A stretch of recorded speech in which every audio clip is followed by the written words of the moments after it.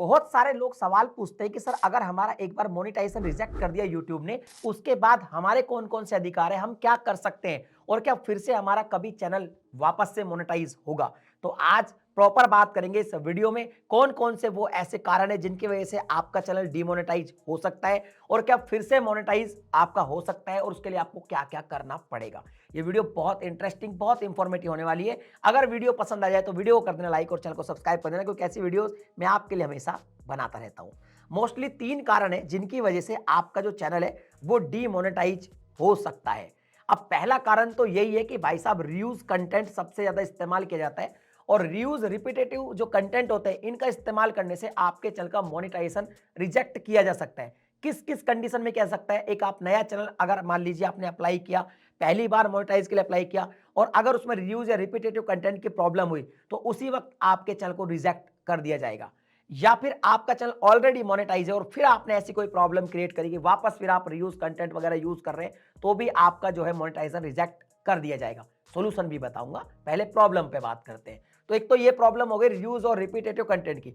दूसरी प्रॉब्लम ये होती है कि अगर आपका कंटेंट एडवर्टाइजमेंट फ्रेंडली कंटेंट नहीं है और आपने नया चैनल बनाया, अप्लाई किया तो भी आपका मोनेटाइजेशन को रिजेक्ट कर दिया जाएगा। और अगर आप ऑलरेडी स्टैब्लिश चैनल चला रहे हैं, मोनेटाइज है, उसके बाद आप ऐसी कोई गलती करते तो भी आपका चैनल डीमोनेटाइज किया जा सकता है।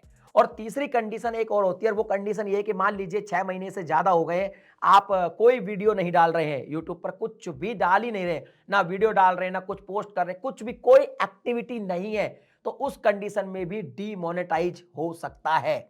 और एक और भी वजह है जो बहुत सारे लोगों के साथ नहीं होती है पर कुछ के साथ जरूर होती है, और वो कारण ये है कि अगर मान लीजिए आपका लास्ट 365 डेज के अंदर 4000 घंटे से भी वॉच टाइम कम हो गया, मतलब आपका वही हो गया कि 6 महीने तक कुछ भी डाल रहे हो तो ऑटोमेटिक कम हो ही जाएगा, तो उस वजह से भी आपका डीमोनेटाइज हो सकता है। ऐसा बहुत कम लोगों का देखने को मिला है, और जिन लोगों का मोनेटाइज जो है उनसे मैंने पूछा भी है तो उन्होंने बताया कि हमने कई 1 डेढ़ साल तक कोई वीडियो ही नहीं डाली, कोई एक्टिविटी की नहीं, तो हमारा वॉच टाइम कम हो गया, शायद इसलिए हमारा डीमोनेटाइज हुआ है। तो कुल मिला के ये सिनेरियो है। अब बात करते हैं कि भैया सॉल्यूशन क्या है। सबसे पहले रीयूज कंटेंट की बात करते हैं। देखिए, अगर रीयूज कंटेंट या रिपीटेटिव कंटेंट आपके चैनल पर आ जाता है तो उसमें आपके पास 2-3 जो है सॉल्यूशन है। पहला सॉल्यूशन, अगर आपने कोई भी रीयूज कंटेंट सच में इस्तेमाल किया ही नहीं है और ना कोई रिपीटेटिव कंटेंट इस्तेमाल किया, आपका चैनल बिल्कुल ओके है, तो आप YouTube पर अपील कर सकते हैं। अपील करने का ऑप्शन वीडियो में भी आता है। आप वीडियो में बोलकर YouTube को ये समझा सकते हैं कि मैंने कोई रीयूज कंटेंट का इस्तेमाल किया ही नहीं है। लेकिन उससे पहले आपको रीयूज कंटेंट की सारी पॉलिसी पता होनी चाहिए, तभी आप ये निष्कर्ष निकाल सकते हैं कि क्या आपने कोई रीयूज कंटेंट इस्तेमाल किया है या फिर नहीं किया। और अगर पॉलिसी के बारे में जानना है तो हमने एक बड़ा 17 मिनट का वीडियो बनाया है जिसमें प्रॉपर समझाया है कि भैया रीयूज कंटेंट पॉलिसी कैसे काम करती है, कौन कौन सी होती है। उसका लिंक मैं आपको डिस्क्रिप्शन में दे दूंगा, जाके उसको देख लेना। उस वीडियो को देखने के बाद आप ये पता लगा सकते हैं कि हाँ भाई, मेरा जो वीडियो है ये एक्चुअल में रीयूज रिपीटेटिव है भी या नहीं है। और अगर है, जब तो भैया है तो मैं उसका भी सॉल्यूशन बताऊंगा। लेकिन अगर नहीं है तो आप इजीली अपील कर दीजिए। अपील में आपका जो है देखा जाएगा, रिव्यू किया जाएगा और आपके चैनल को मोनेटाइज कर दिया जाएगा। लेकिन अगर मान लीजिए आपका सच में रिव्यूज आपने इस्तेमाल किया है तो फिर आपको 90 डेज के बाद रीअप्लाई करने का ऑप्शन मिलेगा। 90 डेज तक आपको वेट करना पड़ेगा और तब तक आपको अपने चैनल पे जो भी वीडियोस में आपने गड़बड़ की है उन वीडियोस को हटानी होगी और दूसरी वीडियोस आप अपलोड कर सकते हैं। उसके बाद आपको 4000 घंटे का वॉच टाइम भी लास्ट 365 डेज के अंदर जो है दिखाना पड़ेगा और फिर आप 90 दिन के बाद रीअप्लाई कर पाएंगे। और अगर अभी भी कोई रीयूज की प्रॉब्लम है और 90 दिन के बाद भी अगर वो फिर से रिजेक्ट हो जाता है तो फिर से आपको 90 डेज मिलेंगे, यानी कुल मिला के 90 डेज तक के लिए आपका मोनेटाइजेशन होल्ड हो जाएगा। तो मैंने आपको दोनों चीजें यहां पे समझा दी।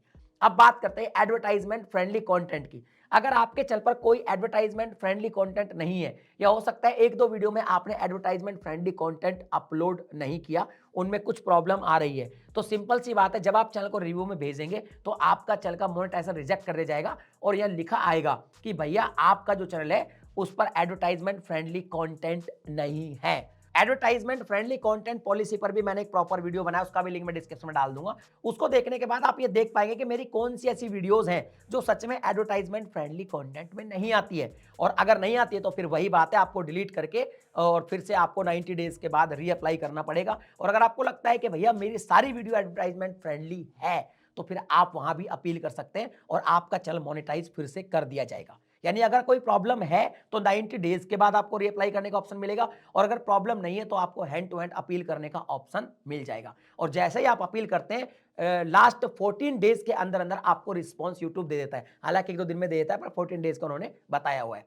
अब बात करते हैं कि अगर मान लीजिए आपके चैनल पे ऐसा हो जाता है कि आपके चैनल पर वॉच टाइम कम पड़ जाता है, या 6 महीने तक आपने कुछ भी डाला ही नहीं, कोई पोस्ट नहीं डाली, तो आपको फिर से चैनल पे वर्क करना पड़ेगा, और फिर से आप चैनल पे वर्क कीजिए, और जब आप वर्क करेंगे तो फिर से आप अप्लाई कर सकते हैं। लेकिन आपको लास्ट 365 डेज के अंदर आपके चैनल के अंदर 365 डेज के अंदर अंदर आपको 4000 घंटे का वॉच टाइम फिर से कंप्लीट करके दिखाना पड़ेगा, अगर कम पड़ गया है तो। और जब आप अप्लाई करेंगे तो आपका फिर से जो है मोनेटाइज हो जाएगा। तो ये वो कंडीशन है जिनकी वजह से मोनेटाइजेशन रिजेक्ट होता है। और अगर आपको लगता है कि कोई और भी वजह है जिसकी वजह से आपका मोनेटाइजेशन रिजेक्ट हुआ है, तो आप मुझे कमेंट सेक्शन में लिख के बताइए, हम अगली वीडियो उस पर बना देंगे। मिलता हूं अगली वीडियो में नए टॉपिक के साथ, तब तक के लिए जय हिंद।